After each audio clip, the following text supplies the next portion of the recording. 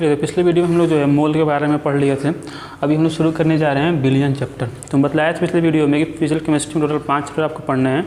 उसमें सबसे जो इंपॉर्टेंट चैप्टर है वो हमारे पास बिलियन है, सॉल्यूशन चैप्टर है। तो ये भी हम लोग शुरू करने जा रहे हैं। देखिए बिलियन, सबसे पहली बात बिलियन क्या होता है, ठीक है। सॉल्यूशन का मतलब क्या होता है। देखो बिलियन क्या है, तो बिलियन में अगर देखा जाए तो ये एक समांगी मिश्रण है, ठीक है। मिश्रण 2 टाइप का होता है, तो थोड़ा देखते हैं मिश्रण के बारे में। मिश्रण जो होता है 2 प्रकार का होता है। एक को कहा जाता है समांगी मिश्रण, समांगी मिश्रण, और एक को कहा जाता है विसमांगी मिश्रण। एक को समांगी मिश्रण और एक को क्या कहते हैं, विसमांगी मिश्रण।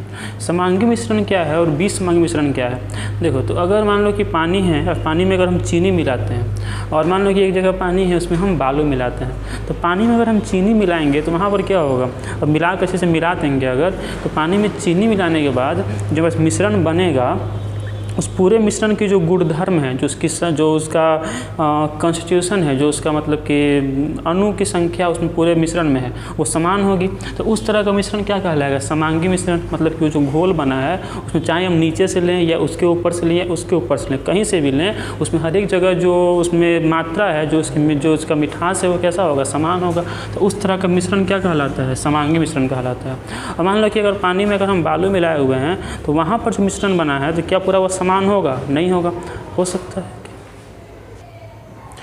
तो विसमांगी मिश्रण वो होता है जिसमें हम लोग पानी में अगर बालू मिलाते हैं तो मिलाने के बाद क्या पूरे मिश्रण की सजावट एक समान होगी, क्या उसकी बनावट एक समान होगी, नहीं होगी। उसमें हो सकता है कि नीचे में उसमें जो है बालू की मात्रा ज़्यादा हो, उसके ऊपर कम हो, उसके ऊपर और कम हो। तो उस तरह का जो मिश्रण है वो क्या कहलाता है, विसमांगी मिश्रण कहलाता है। 2 तरह का मिश्रण हुआ, एक हुआ समांगी मिश्रण, एक हुआ हमारे पास विसमांगी मिश्रण। इसका एग्जाम्पल क्या हो जाएगा, तो इसका एग्जाम्पल हो जाएगा पानी में चीनी वाला मिश्रण, और इसका क्या हो जाएगा, पानी में बालू वाला मिश्रण। तो हम लोग को बेसिकली समांगी मिश्रण जो है इसी को ही कहा जाता है विलयन। इसी को ही क्या कहा जाता है, विलयन। समांगी मिश्रण को ही क्या कहा जाता है, विलयन कहा जाता है। तो देखो विलयन के बारे में भी हम लोग पढ़ने जा रहे हैं, मतलब इसी समांगी मिश्रण के बारे में अभी हम लोग पढ़ेंगे। तो देखो विलयन जो होता है, मान लो पानी में हम चीनी का एग्जाम्पल दिए, तो पानी में चीनी अगर हम मिला रहे हैं तो उसमें 2 कंपोनेंट हैं, 2 अवयव हैं। एक तो पानी है और एक कौन है, चीनी है। मतलब 2 अवयव हैं, एक हमारे पास उसमें जल है मतलब पानी है, दूसरा कौन हमारे पास, शुगर है मतलब कि चीनी है। तो पानी और चीनी 2 चीज़ें हैं। पानी जो है इसमें ज़्यादा मात्रा में रहेगा, ठीक है। तो इसको क्या कहेंगे, इसको कहेंगे हम विलायक। क्या कहते हैं इसको, विलायक कहते हैं, या फिर अंग्रेजी में क्या कहते हैं, विलेय। और चीनी कम मात्रा में रहेगा तो इसको क्या कहते हैं, विलेय, या फिर इसको क्या कहते हैं, इसको कहते हैं सॉल्यूट। तो विलयन में जो भाग, जो उसका अवयव अधिक मात्रा में रहे उसको क्या कहते हैं, विलायक, और जो भाग कम मात्रा में रहे उसको क्या कहते हैं, विलेय। विलायक वह है जो अधिक मात्रा में रहेगा, विलेय वह है जो कम मात्रा में रहेगा। और दोनों को मिलाने के बाद जो बनेगा उसको क्या कहते हैं, उसको कहते हैं विलयन, ठीक है। तो विलयन समझे, विलयन एक समांगी मिश्रण होता है जिसमें कि पूरे मिश्रण का जो गुणधर्म है वो कैसी होती है, समान होती है। उस तरह का मिश्रण, उस तरह का समांगी मिश्रण क्या कहलाता है, विलयन कहलाता है। विलयन में जो भाग अधिक मात्रा में होता है उसको विलायक कहा जाता है, और जो भाग कम मात्रा में होता है उसको विलेय कहा जाता है, विलेय। और दोनों को मिलाकर क्या बनता है, हमारा विलयन बनता है। तो देखो अब इसमें हम लोग आगे देखेंगे कि विलयन बहुत प्रकार के हो सकते हैं, ठीक है। मतलब कि मान लो कि पानी में चीनी मिलाया गया, तो पानी में चीनी मिलाने के बाद या फिर पानी में चीनी मिलाया गया, उसमें NaCl सोडियम क्लोराइड मिला दिया गया। मतलब पहले कितने अवयव थे, उसमें 2 अवयव थे, कौन कौन, एक था पानी, एक था चीनी। उसके बाद फिर 3 अवयव हो गए, पानी भी है, चीनी भी है, NaCl भी है। तो इस तरह से अगर 2 अवयव हैं विलयन में उसको कहा जाता है द्विअंगी विलयन। उसको क्या कहा जाता है, द्विअंगी विलयन, या फिर इसको कहा जाता है बाइनरी सॉल्यूशन। इसको क्या कहते हैं, बाइनरी सॉल्यूशन, द्विअंगी विलयन। अगर विलयन में केवल 2 अवयव हैं तो क्या कहते हैं उसको, द्विअंगी विलयन। अगर विलयन में 2 से ज़्यादा अवयव हैं तो त्रिअंगी विलयन। इस तरह समझ रहे हो, ट्रायंगल सॉल्यूशन इस तरह हो सकता है। लेकिन 12th क्लास में आपको हम जब भी बोलेंगे विलयन मतलब होगा उसका क्या आगे, द्विअंगी विलयन। मतलब वैसा विलयन जिसमें केवल 2 ही अवयव उपस्थित है। अब 2 अवयव है तो जो अवयव अधिक मात्रा में होगा, जो अवयव अधिक मात्रा में होगा उसको क्या कहते हैं, उसको कहते हैं विलायक। और जो अवयव कम मात्रा में होगा, जो अवयव कम मात्रा में होगा उसको क्या कहते हैं, विलेय। जो अवयव अधिक मात्रा में होगा उसको विलायक, और जो अवयव कम मात्रा में होगा उसको विलेय कहा जाता है। अच्छा बताओ, किसी भी विलयन की जो भौतिक अवस्था है वो किस पर निर्भर करेगी, विलायक पर कि विलेय पर? तो मान लो पानी में चीनी को मिलाया गया, ठीक है, पानी किस अवस्था में है, द्रव्य अवस्था में, और चीनी किस अवस्था में है, जलीय ठोस अवस्था में, और मिलाने के बाद जो मिश्रण बना वो किस अवस्था में बना, द्रव अवस्था में। मतलब पानी की जो भौतिक अवस्था है वही अवस्था मिश्रण की भी है। मतलब मिश्रण की भौतिक अवस्था किस पर निर्भर करती है, पानी पर निर्भर करती है, उसके जो विलायक है उस पर निर्भर करती है। मतलब कि विलयन की भौतिक अवस्था, विलयन की भौतिक अवस्था निर्भर करता है किस पर, विलायक पर निर्भर करता है। जो भौतिक अवस्था विलायक का होगा वही भौतिक अवस्था हमारे विलयन का भी होगा। पानी का भौतिक अवस्था द्रव्य था, जल, ठीक है, द्रव अवस्था में था, इसलिए विलयन भी जो बना है वो द्रव्य अवस्था में बना। और चलो अब इसमें हम लोग विलायक और विलेय के आधार पर जो है भौतिक अवस्था के आधार पर विलयन का प्रकार देखते हैं। तो हमारे पास विलयन का अलग अलग प्रकार होता है। अभी हम लोग पढ़ रहे हैं विलयन के प्रकार, टाइप्स ऑफ सॉल्यूशन। तो विलयन के बेसिकली 3 प्रकार होते हैं, ठीक है। कितने प्रकार होते हैं? 3 प्रकार। एक होता है ठोस विलयन, ठोस विलयन, एक होता है द्रव विलयन, द्रव विलयन, और एक होता है गैसीय विलयन, गैसीय विलयन। तो कौन कौन हुआ? ठोस विलयन, और कौन हुआ? द्रव्य विलयन, और कौन हुआ? गैसीय विलयन। देखो ठोस विलयन में एक बात तो क्लियर है कि इसमें जो विलायक है वो हमेशा कैसा होगा, जो विलायक है इसमें वो हमेशा कैसा होगा? ठोस ही होगा, तब तो ये ठोस विलयन है। लेकिन इसमें विलेय अगर देखा जाए तो विलेय इसमें कोई भी हो सकता है। मतलब कि विलेय इसमें ठोस भी हो सकता है, या फिर इसमें द्रव भी हो सकता है, या फिर इसमें गैस भी हो सकता है। देखो विलेय कोई भी, उससे फर्क नहीं पड़ता है, फर्क पड़ता है केवल किससे? विलायक से फर्क पड़ता है। अच्छा अगर द्रव्य विलयन देखा जाए, द्रव्य विलयन में एक बात तो फिक्स है कि विलायक जो है, विलायक हमेशा इसमें कैसा होगा? द्रव्य अवस्था में होगा। लेकिन जो विलेय है इसमें, विलेय ये इसमें ठोस भी हो सकता है, या फिर द्रव भी हो सकता है, या फिर गैस भी हो सकता है। उसी अगर गैसीय विलयन में देखा जाए तो इसमें एक बात तो फिक्स है कि जो विलायक होगा वो हमेशा कैसा होगा? हमेशा इसमें गैस ही विलायक होगा। लेकिन इसमें अगर विलेय का बात किया जाए तो विलेय यहाँ पर ठोस भी हो सकता है, या फिर द्रव भी हो सकता है, या फिर गैस भी हो सकता है, ठीक है। तो इस प्रकार जो है हमारे पास टोटल विलयन के कितने प्रकार मिल गए? 3 प्रकार मिल गए। कौन कौन? एक तो ठोस विलयन, द्रव विलयन, गैस विलयन, फिर इसके 3 प्रकार, ठोस ठोस, द्रव ठोस, गैस ठोस, ठीक। हमेशा विलेय को पहले लिखते हैं। इसमें भी 3 प्रकार, कौन कौन? ठोस द्रव, द्रव द्रव, गैस द्रव। यहाँ भी 3 प्रकार, कौन कौन? ठोस गैस, द्रव गैस, गैस गैस, ठीक। अब सबका अलग अलग एग्जाम्पल अगर देखा जाए, ठीक है, कि सबका अलग अलग एग्जाम्पल क्या क्या होगा। तो चलो बात करते हैं ठोस ठोस का। इसका एग्जाम्पल क्या हो जाएगा? इसका एग्जाम्पल हो जाएगा मिश्र धातु। जो मिश्र धातु होते हैं वो ठोस ठोस का एग्जाम्पल। मिश्र धातु मतलब क्या? जैसे मान लो कि सोना जो होता है, तो सोना बहुत लचीला होता है, तो क्या सोना का ये बना पाना, जो उसका आभूषण बना पाना संभव है? नहीं, क्योंकि सोना जो होता है बहुत लचीला होता है, उसका आभूषण नहीं बन सकता है। इसलिए क्या किया जाता है? उसमें कुछ मिश्र धातु, जैसे कि उसमें कुछ तांबा या फिर कुछ कॉपर वगैरह इसमें, या फिर चांदी वगैरह उसमें मिक्स किया जाता है, कठोरता आ जाती है, उसको क्या कहेंगे? मिश्र धातु।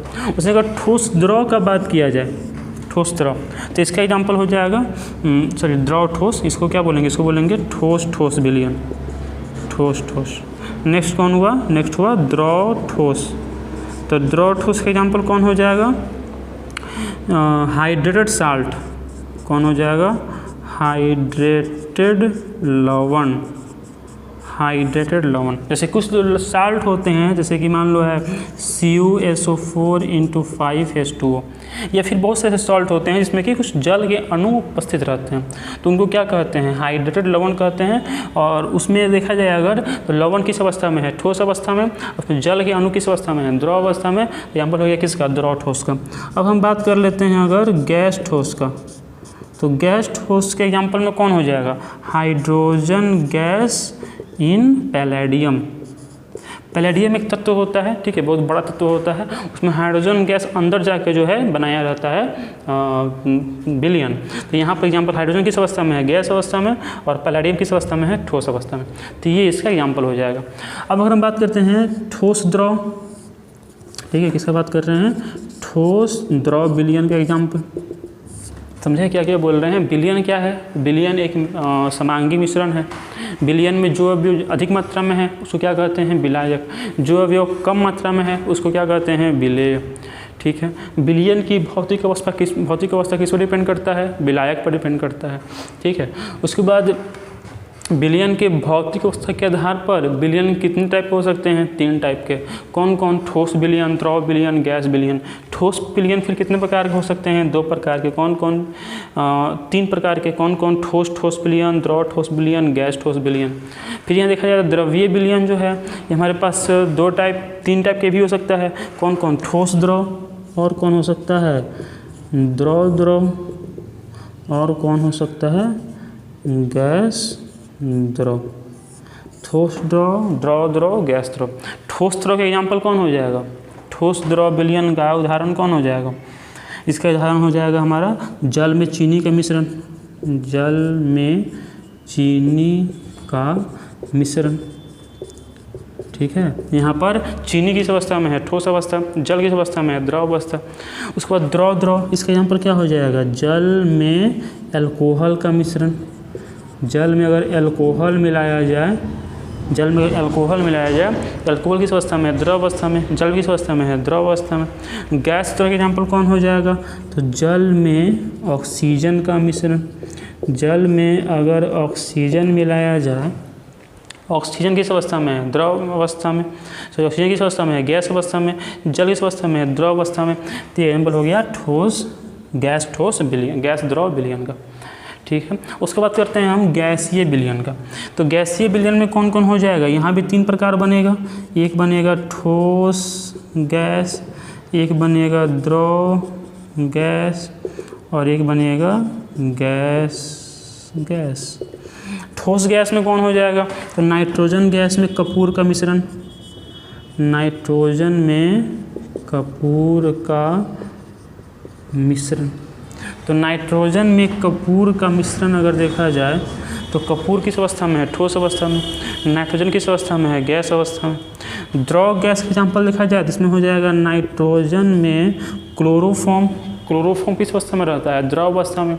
नाइट्रोजन किस अवस्था में है? गैस अवस्था में। तो नाइट्रोजन में क्लोरोफॉर्म का मिश्रण, क्लोरोफॉर्म। और गैस का एग्जाम्पल क्या हो जाएगा? नाइट्रोजन में ऑक्सीजन का मिश्रण एग्जाम्पल हो जाएगा। तो हम लोग देखें कि विलयन तो 3 प्रकार का है। कौन कौन? ठोस विलयन, द्रव विलयन और गैस विलयन। ठोस विलयन हमारे पास टोटल हुआ 3 प्रकार का। कौन कौन? ठोस, द्रव ठोस और गैस ठोस। ठोस का एग्जाम्पल कौन हो गया? मिश्र धातु। द्रव ठोस का उदाहरण कौन हो जाएगा? हाइड्रेटेड लवण। और गैस का एग्जाम्पल क्या हो जाएगा? पैलेडियम में हाइड्रोजन गैस का मिश्रण।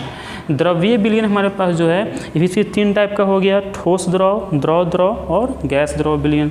ठोस द्रव का एग्जाम्पल कौन हो जाएगा? तो जल में अगर हम चीनी मिलाएंगे तो जल किस अवस्था में है? द्रव अवस्था में। और चीनी किस अवस्था में है? ठोस अवस्था में। तो एग्जाम्पल हो गया जल में चीनी मिश्रण हो गया ठोस द्रव। जल में अल्कोहल, तो अल्कोहल का भौतिक अवस्था क्या होता है? द्रव। और जल का भी क्या होता है? द्रव। तो एग्जाम्पल हो गया किसका? जल में मतलब द्रव में द्रव का मिश्रण। और यहाँ देखिए गैस द्रव, जल में O2 का मिश्रण। O2 किस अवस्था में है? गैस अवस्था में। और जल किस अवस्था में है? द्रव अवस्था में। तो एग्जाम्पल हो गया गैस द्रव विलयन का। यहाँ देखिए अब गैसीय विलयन, तो गैसीय विलयन में विलायक हमेशा कैसा होगा? गैस। विलेय क्या क्या हो सकता है? गैस भी, ठोस भी और द्रव भी। तो ये पूरा हमारा एग्जाम्पल हुआ। इससे बेहतर होगा कि वीडियो को पॉज करो और ये सबको लिखो, फिर इसमें हम लोग आगे देखेंगे। ठीक है, वीडियो को पॉज करो और इसके बाद पूरा लिख लो। तो ये हम लोग जो है विलयन का उदाहरण पढ़ लिए और उसका प्रकार कि कौन कौन से विलयन हो सकते हैं और उसके क्या उदाहरण होंगे वो अभी हम लोग देखें। देखो अभी तक हम लोग क्या क्या पढ़े कि विलयन किसे कहते हैं, फिर पढ़े कि विलयन में विलायक क्या होता है, विलेय क्या होता है, फिर हम लोग पढ़े कि विलयन जो होता है उसमें विलायक और विलेय के भौतिक अवस्था के आधार पर कुल 9 प्रकार के विलयन बन सकते हैं। ठोस, द्रव, ठोस, गैस, ठोस और पूरा का प्रकार। ठीक, तो यहाँ तक पढ़ने के बाद अब हम लोग शुरू करेंगे सांद्रता के बारे में पढ़ना। ठीक है, मतलब कि कैसे सांद्रता निकाला जाता है विलयन का। अगर इसके लिए ज़रूरी है पिछला वीडियो जो है देखा होना चाहिए मोल के बारे में। बिना मोल के बारे में देखे तो ये वीडियो में इसमें आगे सांद्रता निकालने में दिक्कत हो सकता है, तो मोल आना चाहिए। इसके लिए बेहतर होगा अगर मोल के बारे में आता है तो बहुत बढ़िया, और अगर नहीं आता है तो जाके दूसरा वीडियो जो एक था मोल वाला उसको देख लो, तब इसको आके देखो।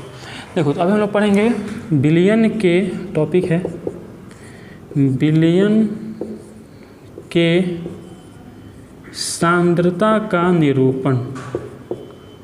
विलयन के सांद्रता का निरूपण अंग्रेजी में बोलेंगे representation of concentration of solution. Representation of concentration of solution. तो देखो विलयन का जो सांद्रता है इसको हम 2 तरह से निरूपित करते हैं। विलयन की जो सांद्रता है उसको हम 2 तरह से निरूपित करते हैं। एक तरीका होता है हमारे पास मात्रात्मक तरीका, मात्रात्मक, ठीक है, मात्रात्मक, या फिर क्वांटिटेटिवली, और एक होता है हमारे पास गुणात्मक तरीका, गुणात्मक, या फिर इसी को बोलते हैं क्वालिटेटिवली। और 2 तरीका हो निरूपित करने का, एक हुआ मात्रात्मक तरीका और एक हुआ गुणात्मक तरीका। देखा जाएगा तो गुणात्मक पर देखते हैं। तो गुणात्मक तरीका के आधार पर, मतलब गुण के आधार पर विलयन कुल 2 प्रकार के होते हैं। गुण के आधार पर विलयन होते हैं कितने प्रकार के? 2 प्रकार के। एक होता है तनु विलयन और एक होता है सांद्र विलयन। एक कौन होता है? तनु विलयन, एक कौन होता है? सांद्र विलयन। देखो तनु और सांद्र क्या होता है? तनु को अंग्रेजी में कहते हैं डाइल्यूट सॉल्यूशन और सांद्र को अंग्रेजी में कहते हैं कंसंट्रेटेड सॉल्यूशन। तनु और सांद्र विलयन। देखो तनु और सांद्र क्या होता है, मान लो ये बहुत ही मतलब कि रिलेटिव टर्म है, मतलब कि सापेक्षिक शब्द है। मतलब इसको हम नहीं कह सकते हैं कि कोई विलयन तनु है कि सांद्र है। डिपेंड करता है कि उसको हम लोग तुलना किससे कर रहे हैं। जैसे मान लो कि हमारे पास 2 बीकर है, दोनों में 100 ml पानी है। मान लो एक में 5 ग्राम चीनी मिलाया गया, एक में 10 ग्राम चीनी मिलाया गया। 2 बीकर है, दोनों में 100 ml पानी है, एक मिलाया गया 5 ग्राम चीनी, एक मिलाया गया 10 ग्राम चीनी। जिसमें चीनी ज़्यादा है, मतलब जिसमें विलेय ज़्यादा है, उसको कहते हैं सांद्र विलयन। क्या कहते हैं? सांद्र विलयन। और जिसमें विलायक ज़्यादा है उसको कहते हैं तनु विलयन। क्या कहते हैं उसको? तनु विलयन। 2 तरह का विलयन हुआ, तनु और सांद्र। तनु विलयन कौन है? जिसमें विलायक ज़्यादा, तनु। जिसमें विलेय ज़्यादा वो जिसमें विलेय ज़्यादा वो सांद्र, जिसमें विलायक ज़्यादा वो तनु। ठीक है। अब ऐसे मान लो कि बोले हम कि 2 बीकर है, एक में 100 ml, दोनों में 100 ml पानी है, एक में 5 ग्राम चीनी, एक में 10 ग्राम चीनी। तो 5 ग्राम में विलेय कम है, विलायक ज़्यादा, मतलब विलेय कम है ना 10 ग्राम की तुलना में, तो वो क्या हुआ? वो हुआ तनु विलयन। और जो 10 ग्राम वाला हुआ वो कैसा हुआ? सांद्र। अब मान लो कि 5 ग्राम, 10 ग्राम, एक में 5 ग्राम था, एक में 10 ग्राम। मान लो एक में अब 5 ग्राम है, एक में 3 ग्राम हो गया, तो अब 5 ग्राम वाला कैसा हो गया? सांद्र। 3 ग्राम वाला कैसा हो गया? तनु। मतलब कि तुलनात्मक तुलना करना पड़ेगा। तो मान लो कि अब 3 ग्राम, ठीक है, और एक में 1 ग्राम, 100 ml पानी है, एक में 3 ग्राम चीनी है, एक में 1 ग्राम चीनी है, तो 1 ग्राम वाला कैसा हो गया? तनु। 3 ग्राम वाला कैसा हो गया? सांद्र। तो ये मतलब तनु और सांद्र हम नहीं कह सकते हैं कौन तनु है कौन सांद्र है, बहुत ही सापेक्षिक शब्द है। अब आते हैं मात्रात्मक तरीके पर। तो तनु विलयन किसे कहते हैं? अगर सिंपल हम बोलें तो जिसमें विलेय की मात्रा कम होती है और विलायक की मात्रा ज़्यादा होती है वो तनु होता है। और सांद्र किसे कहते हैं? जिसमें विलेय की मात्रा ज़्यादा होता है और विलायक की मात्रा कम होता है, उसको कहा जाता है सांद्र विलयन। अब हम यहाँ बात करते हैं मात्रात्मक। ठीक है, तो मात्रात्मक तरीका में अलग अलग तरीका होता है निरूपित करने का सांद्रता को। जैसे एक तरीका होता है हमारे पास, इसको बोलते हैं मोलरता। क्या होता है? मोलरता। अंग्रेजी में बोलते हैं मोलारिटी। मोलारिटी। और होता है मोललता या फिर मोलालिटी। और होता है मोल अंश। मोल अंश या फिर बोलते हैं इसको मोल फ्रैक्शन। ठीक है, मोलारिटी, मोलालिटी, मोल फ्रैक्शन। और होता है नॉर्मलता। हालांकि 12th क्लास में नहीं पढ़ना है, बुक में 12th क्लास में नहीं दिया हुआ है, ये आपको पढ़ना था 11th क्लास में, नॉर्मलिटी। और देखें तो होता है द्रव्यमान प्रतिशत। द्रव्यमान प्रतिशत। द्रव्यमान प्रतिशत, ये इसको बोलते हैं मास परसेंटेज। क्या बोलते हैं इसको? Mass percentage. और होता है हमारे पास आयतन प्रतिशत। आयतन प्रतिशत या फिर इसी को बोलते हैं वॉल्यूम परसेंटेज। क्या होता है? Volume percentage. तो ये सब तरीका होता है इसमें हम विलयन की सांद्रता को मात्रात्मक तरीका से निरूपित कर सकते हैं। मोलरता, मोललता, मोलांश, नॉर्मलता, द्रव्यमान प्रतिशत, आयतन प्रतिशत। तो हम लोग बेसिकली इन्हीं सब बारे में पढ़ना है। तो इसमें से आपको ये हम नहीं बतलाएंगे क्योंकि 12th क्लास में नहीं पढ़ना है, नहीं पूछता है एग्जाम में, तो इसलिए पढ़ने की जरूरत नहीं है। ये दोनों बहुत छोटी छोटी चीज़ें हैं। एक और होता है इसमें पार्ट्स पर मिलियन, बता देंगे वो भी। और फिर मेन हम लोग के पास ये तीनों हैं, मोलरता, मोललता, मोलांश। फिर से बोल दे रहे हैं आगे बढ़ने से पहले अगर मोल आता है तो बहुत बढ़िया, नहीं आता है तो पिछले वाला वीडियो देख लेना। मोल पर एक वीडियो हम बना चुके हैं पहले, उसको देखने के बाद ही ये देखना, ज़्यादा समझ में आएगा। तो चलिए इसको नोट कीजिए, फिर इसमें हम लोग आगे अब देखते हैं मोलरता के बारे में। ठीक है, वीडियो को पॉज करके नोट कर लिया करो, तभी फ़ायदा करेगा सब वीडियो।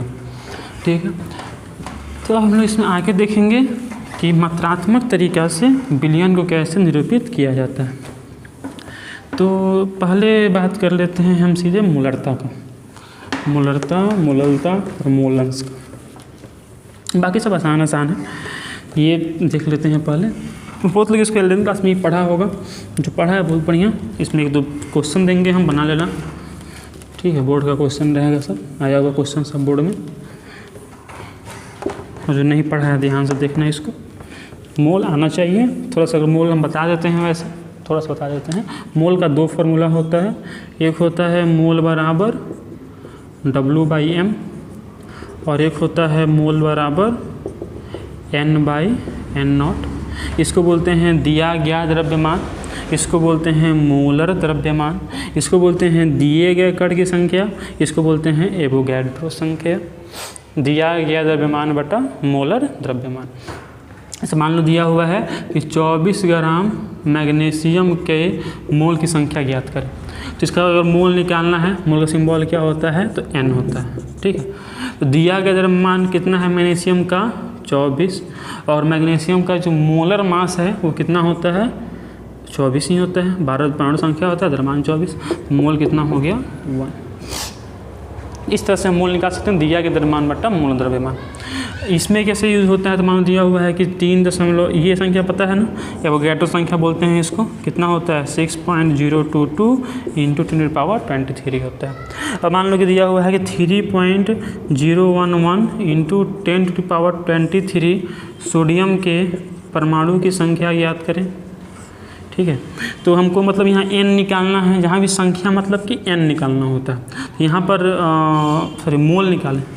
मोल संख्या दिया हुआ है ना, ये संख्या दिया हुआ है, तो मोल निकालना है। तो मोल बराबर क्या होता है?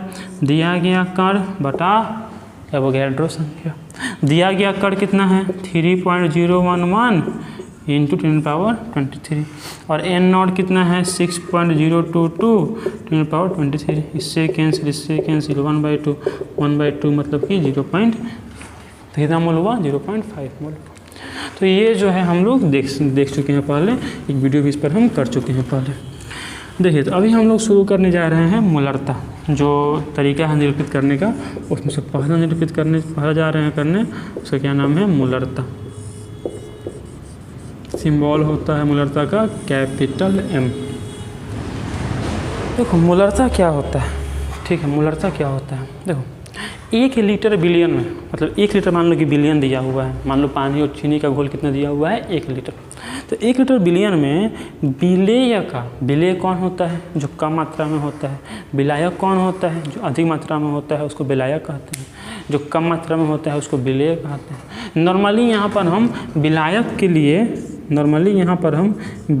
के लिए A यूज़ करेंगे और विलेय के लिए B यूज़ करेंगे, ठीक है, ये हम मान के चलेंगे। विलायक के जहाँ भी मतलब ज़रूरी नहीं है, हर एक एग्जाम में अलग अलग रहता है, कहीं पर विलायक को 1 से, विलेय को 2 से, ये अलग अलग हो सकता है, लेकिन हम नॉर्मली विलायक को A लिखेंगे और विलेय को क्या लिखेंगे, विलेय को B लिखेंगे, ठीक है।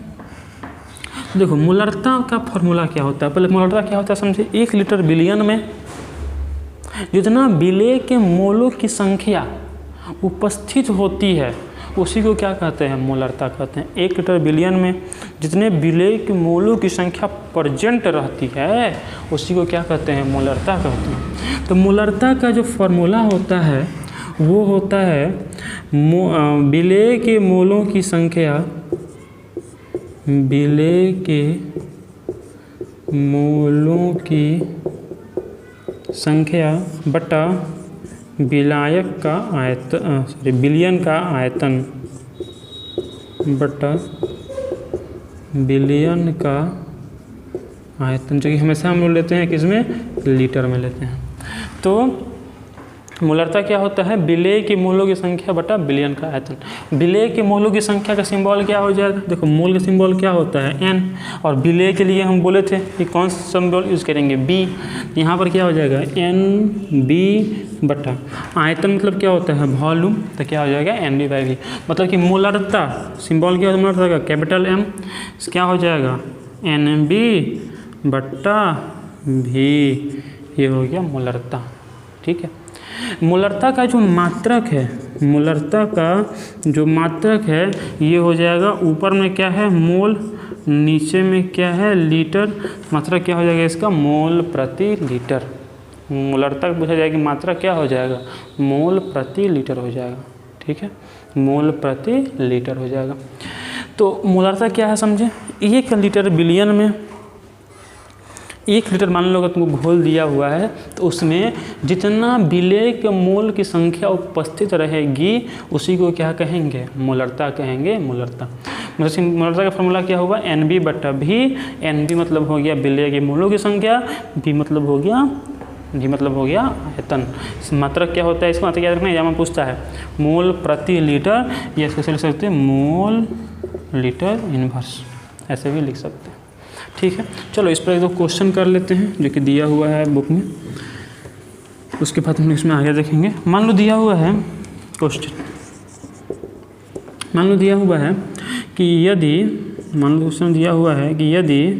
100 ग्राम, ये मान लो दिया हुआ है यदि 20 ग्राम NaOH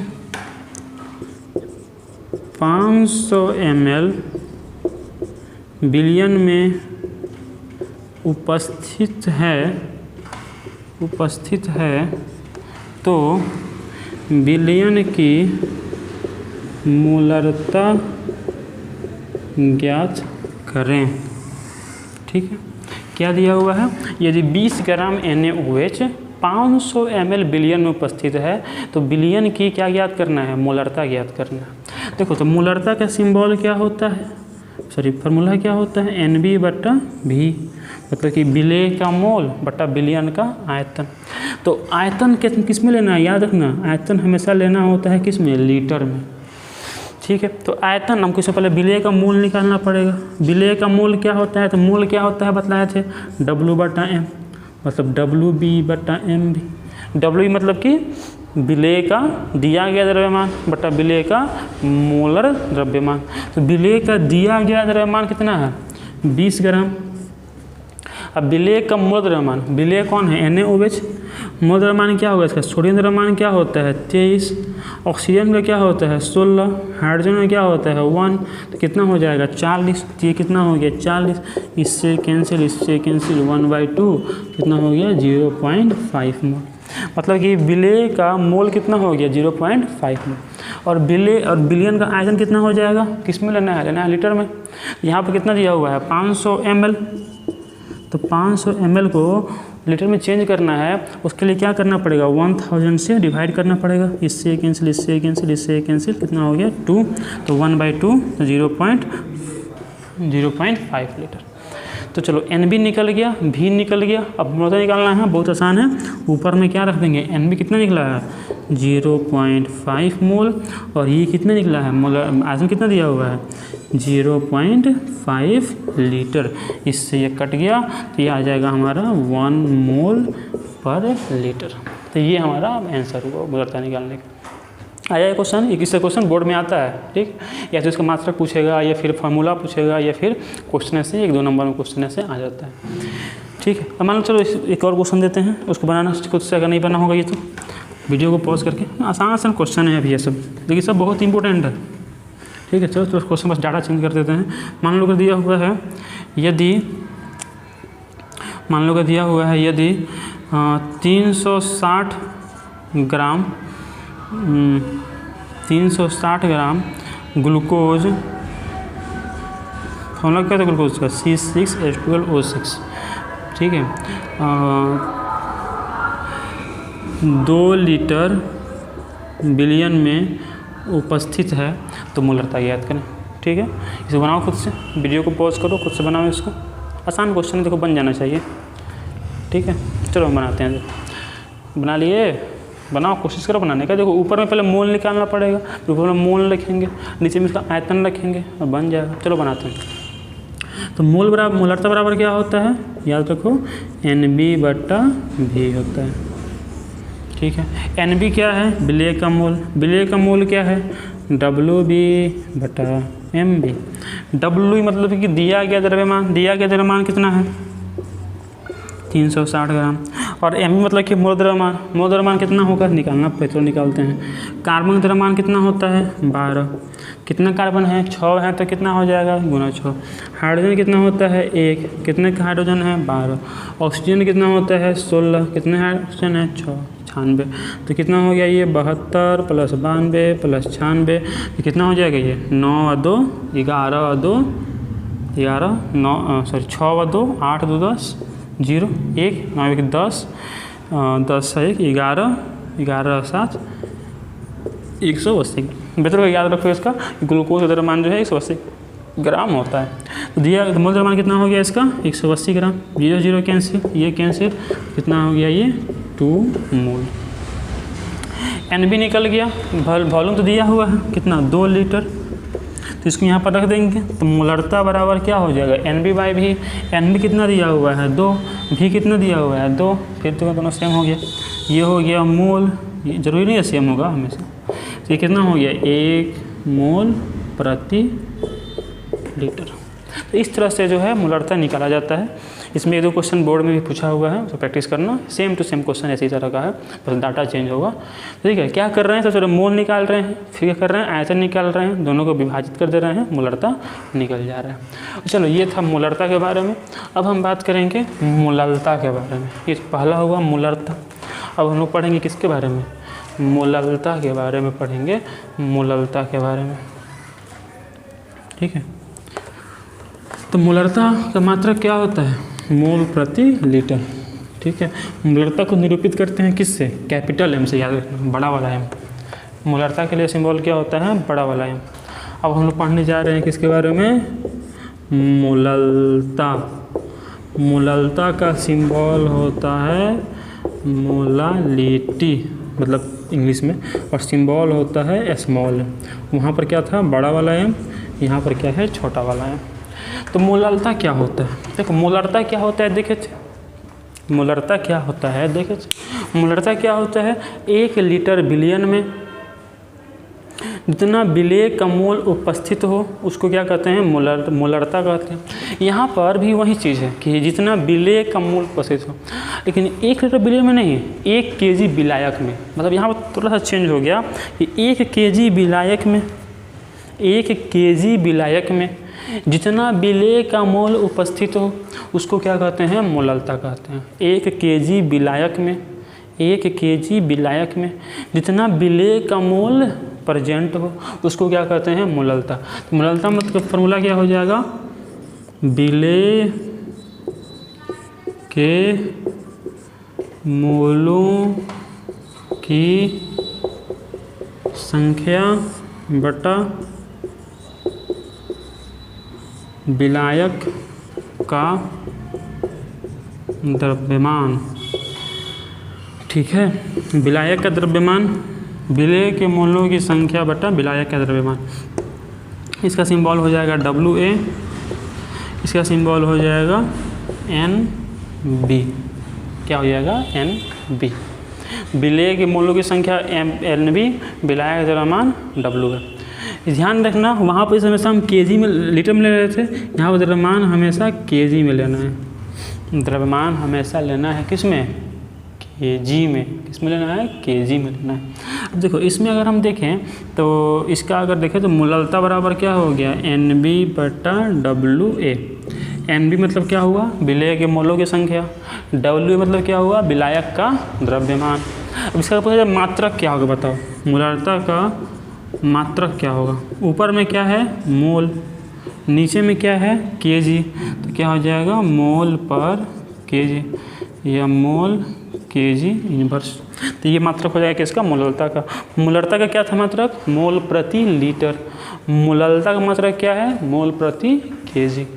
ठीक है, अब देखो मोलरता का अगर देखा जाए कुछ क्वेश्चन देखते हैं। चलो समझ रहे हो ना क्या बोल रहे हैं। मोलरता मतलब क्या होता है, 1 लीटर बिलियन में जितना विलेय का मोल उपस्थित रहे उसे क्या बोलते हैं, मोलरता। 1 केजी विलायक में जितना विलेय का मोल उपस्थित हो उसको क्या बोलते हैं, मोलरता बोलते हैं। मोलरता निकालने से लोग क्वेश्चन देखते हैं। मान लो दिया हुआ है, यदि दिया हुआ क्वेश्चन है कि यदि 72 ग्राम या 78 ग्राम, ठीक है, या यदि 360 ग्राम ग्लूकोज का फॉर्मूला क्या होता है, C6H12O6। 360 ग्राम ग्लूकोज, ठीक है, उपस्थित है। तो 360 ग्राम ग्लूकोज 2 केजी जल में उपस्थित है तो मोलरता ज्ञात करें। क्या निकालना है, मोलरता निकालना है। तो मोलरता का फॉर्मूला क्या होता है, मोलरता का फॉर्मूला होता है NB बटा WA। ठीक है, NB मतलब कि मोलों की संख्या। मोल क्या होता है, WB/MB। W मतलब कि दिया गया द्रव्यमान। तो ग्लूकोज द्रव्यमान कितना दिया हुआ है, 360 ग्राम। और ग्लूकोज का मोल द्रव्यमान कितना हो जाएगा, मोल द्रव्यमान हो जाएगा, निकालते हुए इसका 180 हो जाएगा। 1272 + 12 + 96 करोगे तो 180। तो कितना हो गया, ये हो गया तुमको 0 0 कैंसिल, इससे कैंसिल हो गया 2 मोल। और जो दिया गया द्रव्यमान है ये भी, सॉरी जो विलायक द्रव्यमान है ये भी कितना है, 2 केजी। ऊपर में कितना हो गया, 2 मोल। नीचे में भी क्या हो गया, 2 केजी। तो ये कितना हो गया, 1 मोल पर केजी। इस तरह से जो है हम क्वेश्चन बना सकते हैं। इसमें 1-2 क्वेश्चन दिया हुआ है, NCERT में भी बनाने की कोशिश करना, उसको बन जाएगा, या फिर बोर्ड में भी 2 क्वेश्चन पूछा हुआ है वो बन जाएगा। ठीक है, तो नेक्स्ट वीडियो और एक करेंगे, उसमें जो है जितना भी और बचा हुआ है, मोल अंश है, उसके बाद जो है द्रव्यमान प्रतिशत, आयतन प्रतिशत, वो सब भी पार्ट्स पर मिलियन वो सब भी पढ़ लेंगे। इसको रिवाइज करना बढ़िया से, और बाकी नेक्स्ट वीडियो में होगा। चलो ठीक है।